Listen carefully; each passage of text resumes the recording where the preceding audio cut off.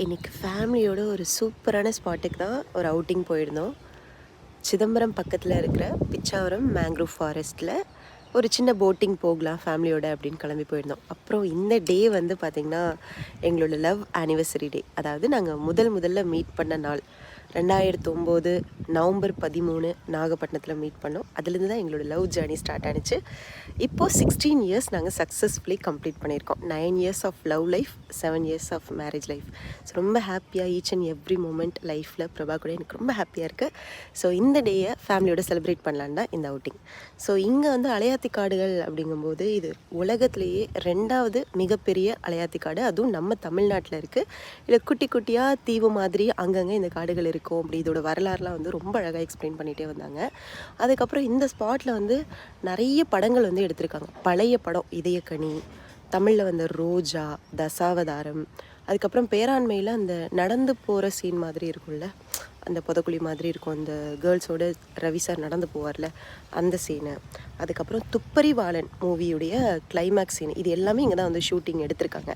So அதையும் வந்து காமிச்சாங்க. இங்கே வந்து பார்த்திங்கன்னா இந்த கேடு விளைவிக்கிற மாதிரி இருக்கிற அட்டை, பாம்பு, நச்சுத்தன்மை உள்ள மாதிரி எதுவும் இங்கே கிடையாது. முதல்ல கிடையாது, உப்பு கிடையாது. இந்த மாதிரி நிறைய சிறப்பம்சங்கள் இந்த காடுகளை பற்றி எங்களுக்கு எக்ஸ்பிளைன் பண்ணிகிட்டே வந்தாங்க. அப்புறம் எனக்கு இங்கே என்ன ரொம்ப பிடிச்சிருந்ததுன்னா, அந்த சிட்டி சவுண்ட் அப்படின்றது சுத்தமாக இல்லை. அவ்வளோ ஒரு இயற்கையோடைய அந்த ஒரு சத்தத்தை வந்து நம்ம இங்கே வந்து அனுபவிக்கலாம்.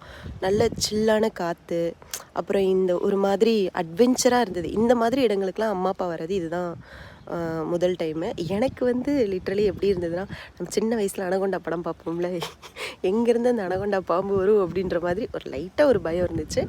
ஆனால் ரொம்ப நல்ல எக்ஸ்பீரியன்ஸு. அப்புறம் இங்கே இன்னும் ஃபிஷ்ஷிங், நண்டு பிடிக்கிறது, இந்த மாதிரியெல்லாம் வந்து பண்ணிகிட்டு இருந்தாங்க. இதை பார்க்கும்போதே மத்தியான சாப்பாடு இந்த மாதிரி சாப்பிட்டா நல்லா இருக்குமே அப்படின்னு தோணுச்சு. எங்களுடைய போட்டிங் எல்லாம் முடிச்சுட்டு நாங்கள் போகும்போது நெய்தல் அப்படின்ற ஒரு ஹோட்டல் இருந்தது. அங்கே வந்து நிறைய வெரைட்டிஸ் வந்து வச்சுருந்தாங்க. எல்லாமே சீ ஃபுட் தான். நாங்கள் வந்து ஆர்டர் பண்ணி ரொம்ப நல்லாவே சாப்பிட்டோம். ஃபைனலாக பில் வந்து பார்த்திங்கன்னா 970 ருபீஸ் வந்தது. உண்மையாகவே ஒர்த் ஃபார் த மணி. அவ்வளோ ஃப்ரெஷ்ஷாக சூப்பராக இருந்தது. நீங்களும் பிச்சாவரம் பிளான் பண்ணி ஃபேமிலியோடு என்ஜாய் பண்ணுங்கள். தேங்க்ஸ் ஃபார் வாட்சிங் அவர் வீடியோ. Keep supporting us.